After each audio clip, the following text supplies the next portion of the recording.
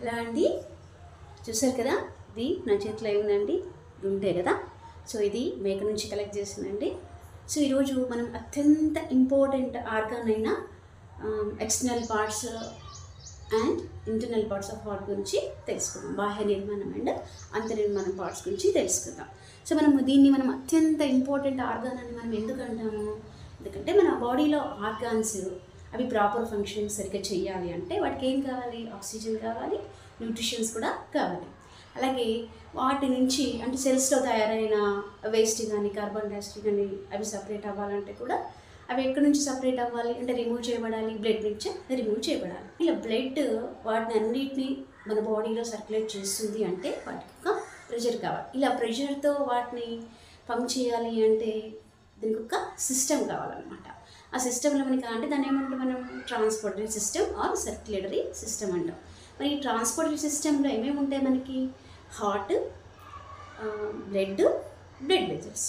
So మనకి బాడీలో organs అన్నిటికీ కావాల్సినవి ఆక్సిజన్ కానీ, న్యూట్రిషన్స్ కానీ, అలాగే వేస్ట్ కానీ కార్బన్ డైఆక్సైడ్ ట్రాన్స్పోర్ట్ అవ్వాలి అంటే అవి బ్లడ్ వెజల్స్లో బ్లడ్ ద్వారానే పాసిబుల్ అవుతుంది. సో ఇలా బ్లడ్ ద్వారా పాసిబుల్ అవుతున్న ఈ బ్లడ్ని ఒక ప్రెషర్తో మన బాడీలో ఎంటైర్ బాడీకి సప్లై చేయాలంటే ఒక ప్రెషర్ కావాలి. ఆ ప్రెషర్తో పంపు చేసేది ఎవరు? మన హార్ట్ అనమాట. సో మన హార్ట్ ఒక 1 మినిట్కి ఒక నిమిషానికి 72 నుంచి 80 సార్లు బ్లడ్ని పంప్ చేస్తుంది. If our hearts stops the pumping blood, the circulation also stops. So ఏమవుతుంది నెక్స్ట్? మన బాడీలో ఆర్గాన్స్ అన్నీ ఎస్పెషల్లీ బ్రెయిన్ సెల్స్ అనేది బిగాన్ టు డై అన్నమాట. సో ఇప్పుడు మనము external structure of the heart and internal structure of the heart గురించి నేర్చుకున్నాం. అలాగే బాహ్య నిర్మాణం, గుండె యొక్క బాహ్య నిర్మాణం అండ్ అంతర్నిర్మాణం గురించి నేర్చుకున్నాం. ఇవి తెలుగు మీడియం అండ్ ఇంగ్లీష్ మీడియంలో వీటి కొంచెం టర్మినాలజీ వేరుగా ఉంటుంది కాబట్టి బైలింగ్వల్లో చెప్తే ఏంటంటే కొంచెం కన్ఫ్యూజన్ ఎక్కువ వచ్చేస్తుంది అనమాట. అంటే అర్థం అవ్వడం కంటే కన్ఫ్యూజన్ ఎక్కువ వచ్చేస్తుంది కాబట్టి ఫస్ట్ ఈ వీడియోలో మనం ఓన్లీ ఇంగ్లీష్ టర్మినాలజీలో చెప్తారు. నెక్స్ట్ ఇంకొక వీడియోలో తెలుగు మీడియం వాళ్ళకి అర్థమయ్యేటట్టు చెప్తాను. External parts of the heart. So where it is located? The heart is located between the lungs and protected by the rib cage. And heart is covered by 2-layered membrane called pericardial membrane, which is filled with a fluid called pericardial fluid. And the pericardial fluid తో cover చేయబడి ఉంటుంది. ఇది హార్ట్ని protect చేస్తూ ఉంటుంది అన్నమాట. The size of heart approximately our size of fist. Front side మనం venter side అని కూడా అంటాం అనమాట. ఉబ్బెత్తుగా ఉంటుంది. సో దీన్ని బట్టి ఇలా ఉబ్బెత్తుగా ఉన్నదాన్ని ఫ్రంట్ సైడ్, ఇలా ఫ్లాట్గా ఉన్న సైడ్ని మనం బ్యాక్ సైడ్ అని అనొచ్చు. సో మనకి ఇక్కడ కనిపించే వెజిల్స్ని మనం కరోనరీ వెజిల్స్ అంటాం అనమాట. ఇక్కడ కనిపిస్తున్నాయి కదా చాలా క్లియర్గా ఇవి. సో దీని యొక్క ఫంక్షన్ ఏంటి అంటే coronary vessels which supplies the oxygenated blood only for heart. అంటే ఇక్కడ అప్పుడప్పుడు మనకి ఈ కరోనరీ వెజిల్స్లో ఫ్యాట్ డిపాజిట్ అయినప్పుడు ఇవి బ్లాక్ అయిపోతాయి అన్నమాట.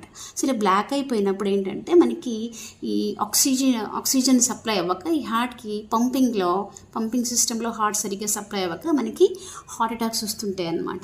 సో చాలా మేజర్ రీజన్స్ ఇవే అనమాట. సో ఈ కరోనరీ వెజిల్స్లో అనేది మనకి ఫ్యాట్ డిపాజిట్ అవ్వకుండా చూసుకోవాలి. సో వీటి వల్ల మనకి అప్పుడప్పుడు హార్ట్ అటాక్స్ వస్తుంటాయి అన్నమాట.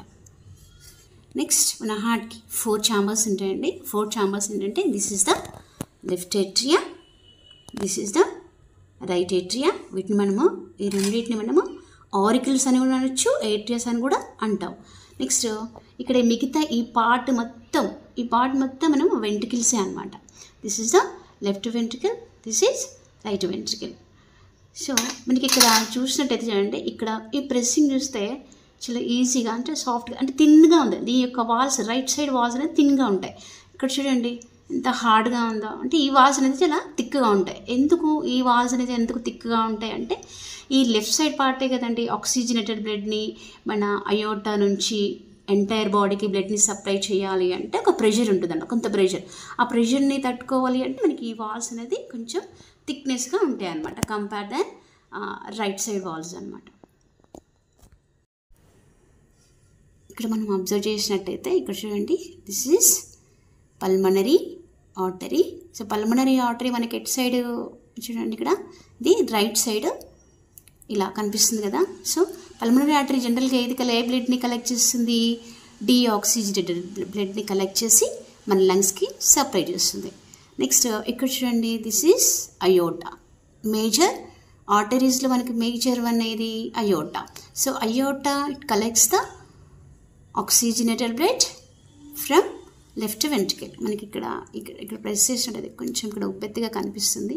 సో మనం ఓపెన్ చేసిన తర్వాత ఈ హార్ట్ డిసెక్షన్ తర్వాత ఒకసారి మళ్ళీ చూద్దాము. This is iota. నెక్స్ట్ ఇక్కడ ఇది ఏంటంటే మనకి సుపీరియర్ వెనాకేవా అండ్ ఇక్కడ మనకి కింది నుంచి మనకి ఇన్ఫీరియర్ వెనాకేవా. అంటే సుపీరియర్ వెనాకేవా ఏంటంటే డీఆక్సిజనేటెడ్ బ్లడ్ని మనకి హెడ్ నుంచి కలెక్ట్ చేస్తుంటుంది అనమాట. నెక్స్ట్ ఇక్కడ నుంచి ఇక్కడ కనిపిస్తుంది, ఇదేంటంటే మనకి పల్మనరీ వీన్ అనమాట. ఈ పల్మనరీ వీన్ ఏం చేస్తుంది అంటే ఆక్సిజనేటెడ్ బ్లడ్ని లంగ్స్ నుంచి కలెక్ట్ చేస్తుంది. లంగ్స్ నుంచి కలెక్ట్ చేసి ఏట్రియాకి ఇచ్చినప్పుడు ఏట్రియా నుంచి నెక్స్ట్ వెంట్రికల్కి బ్లడ్ సప్లై అవుతుంది. ఒకసారి మనం దీన్ని డిసెక్షన్ చేసి కొంచెం ఓపెన్ చేసి చూద్దాం అనమాట. నెక్స్ట్ మనం కట్ చేసినప్పుడు ఎలా కట్ చేసుకోవాలంటే ఇక్కడ లెఫ్ట్ ఏట్రియా నుంచి ఇలా కట్ చేసుకొని ఇలా కింది భాగం నుంచి ఇలా left atria left ventricle and right ventricle right atria ఇలా కట్ చేసుకుంటే చూద్దాం అనమాట. లెఫ్ట్ సైడ్ నుంచి మనము ఇలా నారోర్ సైడ్ కింది సైడ్ నుంచి లెఫ్ట్ వెంట్రికల్ నుంచి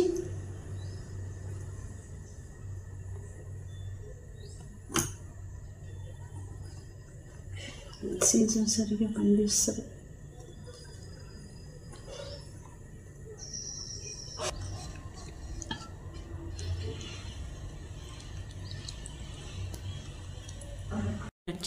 This is the right side of the heart. This is left side of the heart. Right ventricle and left ventricle. ఈ రైట్ వెంట్రికల్ని లెఫ్ట్ వెంట్రికల్ని సబ్జెక్ట్ చేస్తూ ఉండే సెప్టమ్ ఇంటర్వెంట్రికులర్ సెప్టమ్స్ అన్నమాట. ఈ ఇంటర్వెంట్రికులర్ సెప్టమ్ ఏం చేస్తుంది, రైట్ సైడ్ ఉన్న డీఆక్సిజనేటెడ్ బ్లడ్ని లెఫ్ట్ సైడ్ ఉన్న ఆక్సిజన్ బ్లడ్ని రెండు మిక్స్ అవ్వకుండా ఈ సెప్టమ్ అనేది హెల్ప్ చేస్తుంది అనమాట. ఇక్కడ రైట్ సైడ్ వెంట్రికల్ వాల్స్ అనేది చాలా థిన్గా ఉంటాయి. అలాగే లెఫ్ట్ సైడ్ వెంట్రికల్ వాల్స్ చాలా థిక్గా ఉంటాయి. ఎందుకు ఇంత థిక్గా ఉన్నాయి అంటే దీంతో కంపేర్ చేస్తే why left side ventricle walls thicker than right side ventricles. Right వెంట్రికల్లో డీఆక్సిజనేటెడ్ బ్లడ్ ఉంటుంది.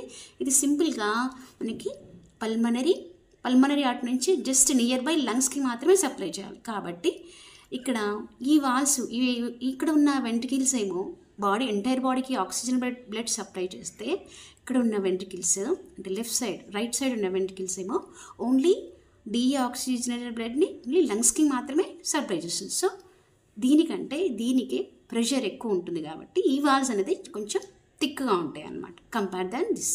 This is the tricuspid wall. where it is located tricuspid wall present between right atria right ventricle. So మనం ఇక్కడ observe చేసినట్టయితే ఈ tricuspid వాల్కి ఒక muscle attach అయిందనమాట. అంటే దీన్ని ఏమంటే మనం కార్డి టెండిని అంటాం అనమాట. అంటే ఈ మజిల్ అంటే ఈ ట్రైకస్పిడ్ వాల్ ఓపెన్ అయిపోయి మనకి రైట్ ఏట్రియా నుంచి రైట్ వెంట్రికల్ బ్లడ్ సప్లై అయ్యే టైంలో ఈ వాల్స్ ఓపెన్ అవ్వాలి అంటే ఈ మజిల్ హెల్ప్ చేస్తుంది. అంటే కార్డి టెండిని అనేది హెల్ప్ చేస్తుంది. అంటే ఈ వాల్స్ అనేది ఓపెన్ అండ్ క్లోజ్ అవ్వడానికి ఈ మజిల్ అనేది హెల్ప్ చేస్తుంది. అంటే దట్ మీన్స్ కార్డి టెండిని హెల్ప్ చేస్తుంది. అంటే this is the bicuspid wall. అంటే ఇక్కడ ఇది బైకస్పిడ్ వాల్ ఎక్కడ ఉంటుంది, the bicuspid wall present at left atria between left atria and left ventricle. So మనం ఇక్కడ కూడా చూడండి, ఇక్కడ ఈ మజిల్ కూడా ఇట్లా టచ్ అయింది. సో ఈ మజిల్ ఇక్కడ మనం కార్డి టెండిని హార్ట్ నుంచి బాడీ ఆర్గాన్స్కి, బాడీ ఆర్గాన్ నుంచి హార్ట్కి బ్లడ్ ఎలా పంప్ అవుతుంది, ఎలా సప్లై అవుతుందో ఒకసారి చూద్దాం. ఫస్ట్ మనం ఆక్సిజన్ తీసుకుంటున్నాం కదా, నాస్ట్రిల్స్ నుంచి అక్కడ నుంచి స్టార్ట్ చేద్దాం. ఫస్ట్ మనం నాస్ట్రిల్ నుంచి ఆక్సిజన్ తీసుకున్న తర్వాత అవి డైరెక్ట్గా ట్రాకియా నుంచి లంగ్స్లోకి వచ్చేస్తాయి అనమాట. లంగ్స్లోకి వచ్చిన తర్వాత అక్కడ కార్బన్ డైఆక్సైడ్ ఆక్సిజన్ ఎక్స్చేంజ్ అవి అక్కడ ఆక్సిజనేటెడ్ బ్లడ్గా చేంజ్ అవుతుంది. అక్కడ ఆక్సిజనేటెడ్ బ్లడ్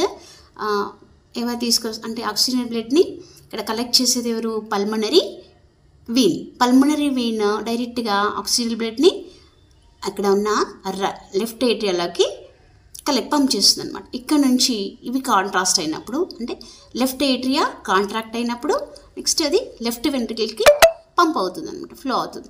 ఇక్కడ నుంచి లెఫ్ట్ వెంట్రికల్ కాంట్రాక్ట్ అయినప్పుడు డైరెక్ట్గా ఆక్సిజన్ బ్లడ్ ఇక్కడ నుంచి మనకి అయోటా నుంచి డైరెక్ట్గా ఆర్టరీస్ నుంచి బ్లడ్ ఆర్గాన్స్కి సప్లై అవుతుంది. అక్కడ ఆర్గాన్స్లో సెల్ రెస్పిరేషన్ కోసం ఆక్సిజన్ ప్లస్ న్యూట్రిషన్స్ అన్ని ఎనర్జీ ఫామ్ అయిన తర్వాత అక్కడ మనకి కార్బన్ డైఆక్సైడ్ తయారవుతుంది. సో అక్కడ నుంచి కార్బన్ డైఆక్సైడ్ గ్యాస్ని అంటే దట్ మీన్స్ డీఆక్సిజనేటెడ్ బ్లడ్ని కలెక్ట్ చేసి సుపీరియర్ వెనా కేవా అండ్ ఇక్కడ ఇందు నుంచి అంటే బిలో అంటే హార్ట్ బిలో దగ్గర కూడా మనకి ఇన్ఫీరియర్ వెనా కేవా ఉంటుంది అనమాట.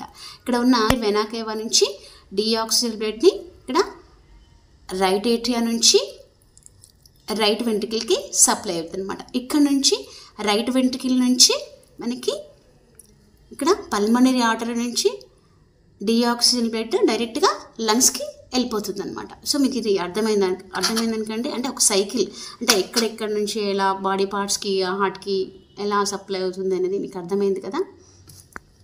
అర్థం అంటే ఈ రెడ్ కలర్లో ఏంటంటే పల్మనరీ వీన్లో ఆక్సిజన్ బ్లడ్ ఉంటుంది అంటే లెఫ్ట్ సైడ్ ఇక్కడ అయోటా.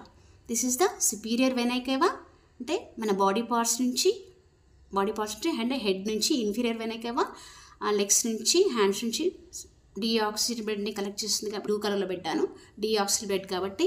ఇక్కడ కూడా ఈ రైట్ వెంట్రికల్ నుంచి పల్మనరీ ఆర్టరీ డైరెక్ట్గా లంగ్స్కి డీఆక్సిజన్ బ్లడ్ని సప్లై చేస్తుంది కాబట్టి బ్లూ కలర్లో పెట్టాను అనమాట.